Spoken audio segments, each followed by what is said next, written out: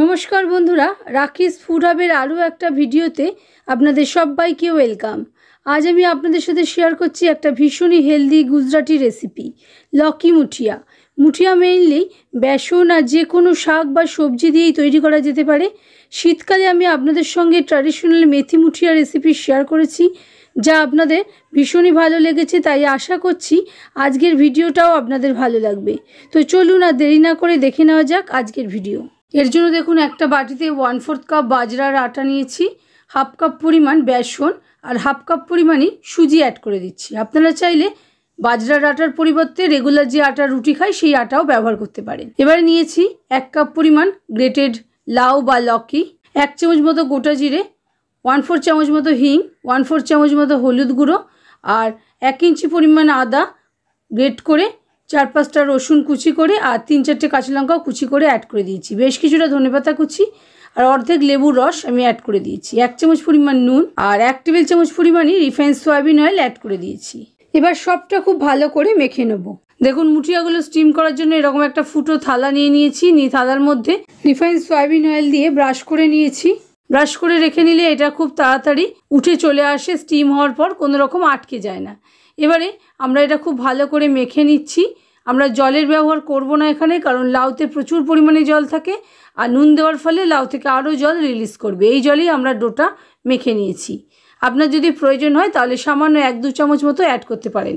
দেখতেই পেলেন কতটা নরম করে আমি মেখেছি। এবারে 1/4 চামচ মতো খাবার সোডা আমি অ্যাড করে দিয়েছি, দিয়ে আবারও সবটা ভালো করে স্ম্যাশ করে করে মেখে নিয়েছি। এই রকম নরম করেই মাখতে হবে, তা নাহলে মুঠিয়া কিন্তু শক্ত হবে। আর এই মুঠিয়ার মধ্যে আমরা তেলও ব্যবহার করেছি, ফলে মুঠিয়া খুব নরম হবে।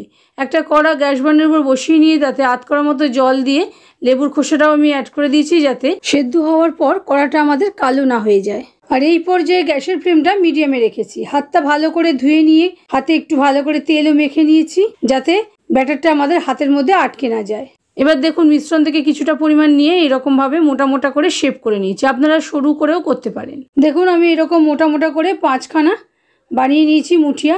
এরপর ঢাকা খুলে নিয়েছি। জলে ভালো মতন বয়েল চলে এসেছে। এবারে পুরো থালাটা কড়ার উপর বসিয়ে দিয়ে ঢাকা দিয়ে মিডিয়াম হিটে মিনিট 15-20 স্টিম করে নিয়েছি। আপনারা একবার খুলে চেক করে নেবেন, যদি দেখেন সেদ্ধ হয়নি এরকম ছুরির সাহায্যে, তাহলে আবার একটুক্ষণ 2-3 মিনিট মতন সেদ্ধ করে নেবেন।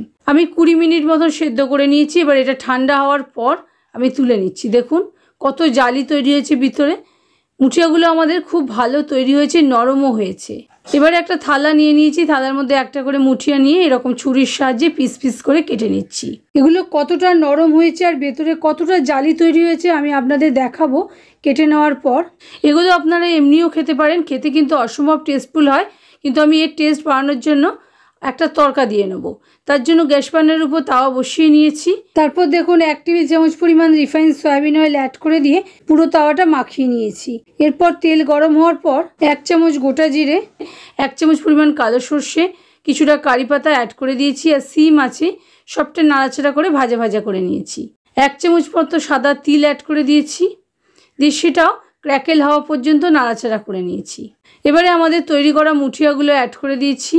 গ্যাসের ফ্লেমটা লোতে রেখে মুঠিয়াগুলো মিনিট 5 ধরে উল্টে পাল্টে ভাজা ভাজা করে নিয়েছি। এইরকমভাবে ভেজে নিলে মুঠিয়াগুলোর টেস্ট কিন্তু অনেক বেশি হয় আর খেতে কিন্তু ভীষণই ভালো লাগে।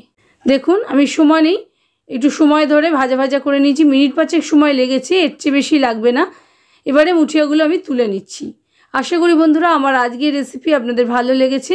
যদি ভালো লাগে প্লিজ লাইক শেয়ার কমেন্ট করতে ভুলবেন না এবং আপনজন ও প্রিয়জনদের সঙ্গে ভিডিওটা প্রচুর শেয়ার করবেন। আর চ্যানেলে যদি নতুন বন্ধু হয়ে থাকেন তাহলে চ্যানেলটা অবশ্যই সাবস্ক্রাইব করে নিতে ভুলবেন না। আর ভিডিওটা আপনারা যদি ফেসবুক পেজ থেকে দেখে থাকেন তাহলে পেজটাকে ফলো করে নেওয়ার অনুরোধ রইল। ভালো থাকবেন, সুস্থ থাকবেন। আবারও আসছি নতুন রেসিপি নিয়ে নতুন কোনো ভিডিওতে।